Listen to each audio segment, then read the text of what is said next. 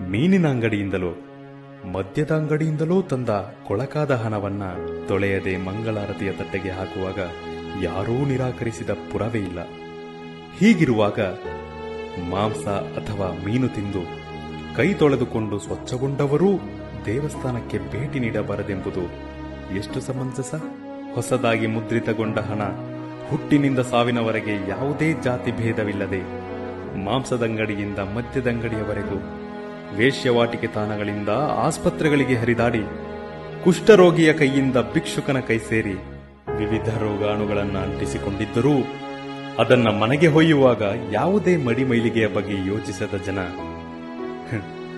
ಕೆಳವರ್ಗದವರು ತಮ್ಮ ಮನೆಗೆ ಬಂದರೆ ಮೈಲಿಗೆ ಆಗಿ ಬಿಡುತ್ತೆ, ಮಾಂಸ ತಿಂದವನು ದೇವಸ್ಥಾನಕ್ಕೆ ಬಂದರೆ ದೋಷವಾಗುತ್ತದೆ ಎಂಬ ಮೂಢನಂಬಿಕೆಯನ್ನು ಬಿತ್ತರಿಸುವುದು ನಿಜವಾಗಿಯೂ ಅವರ ಅಜ್ಞಾನವನ್ನು ತೋರಿಸುತ್ತದೆ. ಯಾವುದೇ ವ್ಯಕ್ತಿಯು